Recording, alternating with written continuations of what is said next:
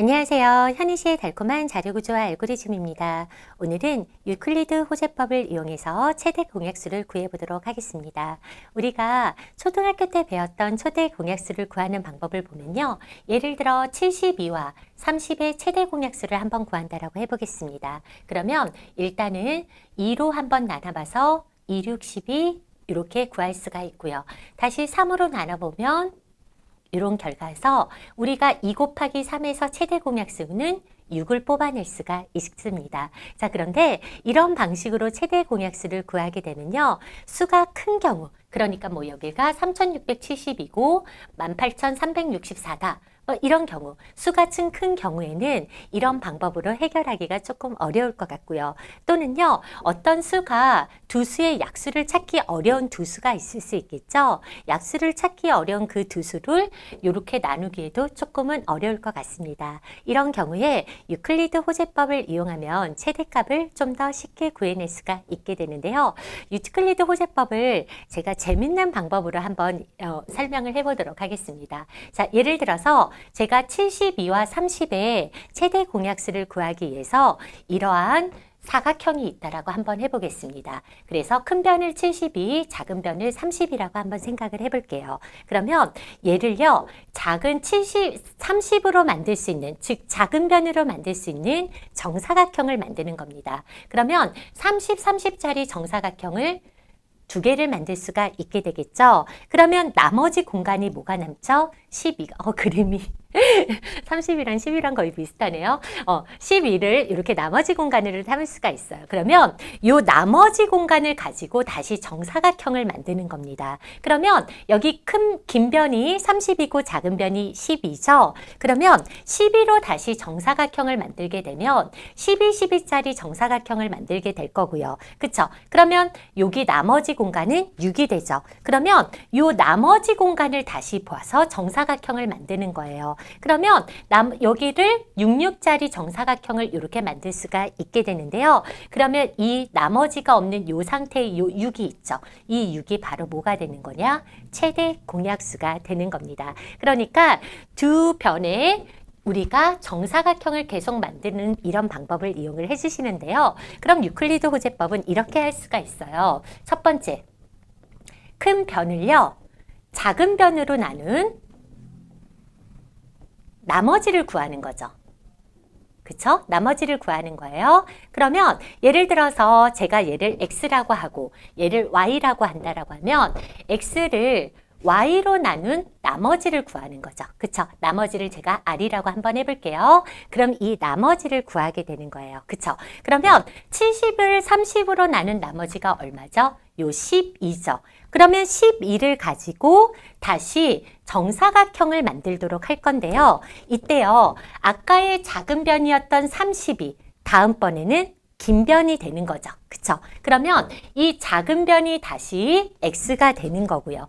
그쵸? 그리고 이 나머지가 뭐가 되는 거죠? 이 나머지 값이 y가 되는 겁니다. 그러면 y를 r로 나눈 나머지가 다시 r-라고 한다면 r-가 생기게 되는 거죠. 그 말은 뭐냐면 우리가 긴 변을 작은 변으로 나눈 나머지 값이 생기고요. 그쵸?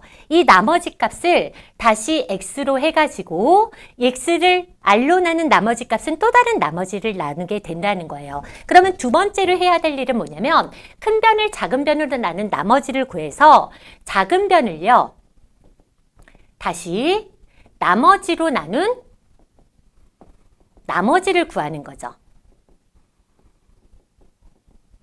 그쵸? 이게 이 말이죠. 작은 변을 나머지로 나눈 나머지를 구하게 되는 거죠. 이 작업을 뭐 해주시는 거예요? 반복을 해주시는 겁니다. 이 작업을 반복을 해주는데 언제까지 반복을 해주시냐면 나머지가 뭐가 될 때까지, 나머지가 0이 될 때까지 반복을 해주시는데요. 나머지가 0이 될 때까지 반복을 해주면 이때 작은 변으로 남아있던 애가 바로 뭐가 되는 거냐? 나머지가 0이 될 때까지 하면 작은 변이 바로 최대 공약수가 되는 겁니다. 요거거든요. 그러면 이거를 우리가 한번 코드로 구현해 보도록 할 건데요. 우리가 여기에서 작은 변을 나머지로 나눈 나머지를 구하게 되는 거죠. 이 작업을 반복을 해줄 거예요. 이 작업을 반복을 해주려면 이 반복되는 구문을 뭘로 한번 해결을 해볼 거냐? 제기함수로 한번 풀이해 보도록 하겠습니다. 자, 그러면 제기함수로 이 문제를 어떻게 풀이해 보는지 지금부터 한번 제기함수를 만들어 보도록 할 건데요. 아시다시피 제기함수로 코드를 구현할 때 굉장히 짧죠? 그래서 제기함수로 코드를 구현해보고 얘가 제기적으로 어떻게 돌아가는지, 그리고 제가 마지막으로 굉장히 중요한 얘기 하나 더 할 거거든요. 거기까지 하고 오늘 수업은 마무리 짓도록 하겠습니다. 자, 일단은 최대 공약수를 리턴해야 되니까 리턴 타입은 int라고 주고요. 함수 이름은 Great Common Divider GD라고 주고요. 우리가 최대 공약수를 구할 두 수를 x와 y로 이렇게 받도록 하겠습니다. 그러면 이 최대 공약수를 구할 건데요. 우리가 지금요, 요 y 값이 계속 나머지로 받아질 거거든요. 그러면 만약에 y 값이 0과 같다면, 이 말은 나머지가 0이 된다면 우리는 이때는 뭐를 리턴을 해줄 거예요? 요 x가 작은 변이 다시 x가 되니까 이 작은 변이 얘가 바로 뭐예요? 최대 공약수입니다. 자, 그게 아니라면 여러분들은 계속해서 리턴을 해줘야 되는데 리턴해서 반복해야 되는 작업이 요거거든요.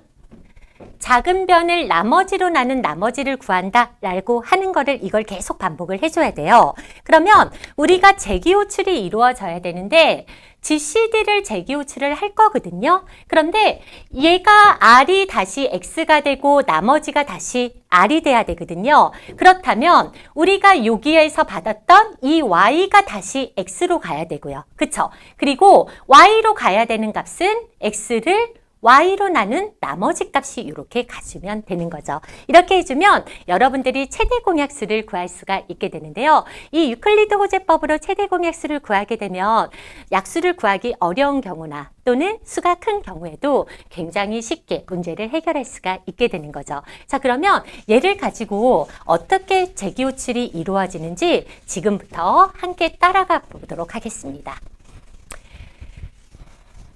자, 제가 일단은 72와 30을 가지고 재기호출을 해보다고 해볼게요. 그러면 첫 번째 GCD 함수가 호출이 되죠. 72와 뭐를 가지고 호출이 되겠어요? 30을 가지고 이렇게 호출이 될 겁니다. 자, 그럼 물어보죠. y가 0이야? 아니야. 그러면 GCD를 다시 한번 재기호출하는데 y값 30하고 그러면 y값하고 x를 y로 나눈 나머지 값을 가지고 재기호출이 이루어지는 겁니다. 그쵸? 그러면 이제 두 번째 함수가 호출이 되는데 요 1번 함수에서 두 번째 함수가 호출이 되는 거죠. 여기에서 return에서 GCD를 다시 한번 재기호출했으니까 여기에서 재기호출이 다시 이루어지는 거예요. 그러면 GCD가 다시 한번 호출이 되는데 Y값은 뭐였어요? 30이었죠. X를 Y로 나눈 나머지는 뭐였죠? 10이죠. 이렇게 값을 받는 거예요. 그런데 Y가 0이 아니니까 다시 한번 재기호출이 이루어지죠. GCD 뭐라? Y랑 X를 y로 나눈 나머지 값이 이렇게 들어가게 됩니다. 그러면 여기에서 다시 한번 재기호출이 이루어지니 세 번째 재기호출 함수가 호출이 되는데요. GCD는 y는 12죠. 그리고 x를 y로 나눈 나머지는 6이죠. 이렇게 오는 거예요. 근데 y가 0이 아니니까 다시 한번 return해서 GCD 가는 거죠. y 값하고 x를 y로 나눈 나머지 값이 이렇게 가지는 거죠. 그런 다음에 여기에서 다시 한번 재기호출이 이루어지니 네 번째 재기호출이 이루어지고 GCD Y값은 6이고 11을 6으로 나눈 나머지 값은 얼마죠? 0이죠. 이렇게 받아요. 그러면 드디어 재기함수의 종료 조건이 나오게 되는 거죠. 그러면 Y가 0일 때 최대 공약수는 X라고 했어요. 그럼 여기에서 return X의 값이 최대 공약수가 되는데 나머지가 0이었을 때 이 X의 값 있죠. 그러니까 그 전에 작은 변의 이 값이 결국은 최대 공약수가 된다는 건데 그러면 이 값이 리턴이 되는 거죠. 그러면 1번에서 2번 함수로 호출했고 2번에서 3번 함수로 호출했고 3번에서 4번 함수로 호출을 했는데 여기에서 x값을 리턴을 해준다는 건 호출한 여기로 돌아가게 3번 함수로 돌아가게 되거든요. 즉 유계값이 여기로 이렇게 돌아가게 돼요. 그런데 리턴에서 별다른 구문이 없죠. 다시 이 값을 리턴을 하는 거죠. 그러면 이 유계값을 그대로 가지고 다시 한번 돌아가게 되고요. 돌아갔더니 얘도 별다른 구문이 없죠. 그럼 리턴했죠. 그럼 얘는 이 값을 가지고 그대로 돌아가게 돼서 결국은 또 이 유계값을 또 리턴을 하면 이 유계값을 가지고 하면 최대 공약수의 결과값은 뭐를 뽑아서 나오게 돼요? 6이라는 결과값을 뽑아서 나오게 되는 겁니다. 무슨 말이냐면 여러분들 우리가 재기호출 구문을 봤을 때요. 이런 코드를 볼 수가 있어요. 그냥 재기호출만 있고 별다른 연산이 없이 리턴만 하는 구문이 있어요. 그러니까 여기에 뭐 x 더하기 이런 코드가 없이 그냥 리턴하면서 재기호출만 계속 하는 거죠. 그러면 결과적으로 여기에서 호출하고 해서 돌아올 때는 그냥 리턴만 하겠다는 거거든요. 그러면 이런 코드에서 결과값은 무조건 종료 조건입니다. 이 종료 조건이 계속해서 왔던 길을 돌아가게 되는 거죠. 재기호출의 원리는 층계 원리예요. 그 말은 뭐냐면 1번에서 2번 호출하고 2번에서 3번 호출하고 3번에서 4번 호출하고 4번에서 5번을 호출했다고 해봐요. 그러면 5번 값에서 4번 가야 되고 4번에서 3번 가야 되고 3번에서 2번 가야 되고 2번에서 1번 가야 되거든요. 그런데 여기에서 유계값을 가지고 가는데 얘가 별다른 연산 없이 또 가래. 별다른 연산 없이 가래. 별다른 연산 없이 가면 결국은 이 종료 조건이 최종적인 결과가 되는 거죠. 그래서 재기호출 함수에서 보시면 요 리턴 값을 결과로 갖는 경우가 있는데 요 종료 조건이 결과로 갖는 값은 요 재기호출 구분에 별다른 연산이 없는 는 이 종료 조건이 결과값이다 라고 보시면 될 것 같습니다. 자, 이렇게 해서요. 오늘은 최대 공약수를 재기함수를 이용해서 풀이를 해왔습니다. 오늘도 고생 많으셨습니다. 감사합니다.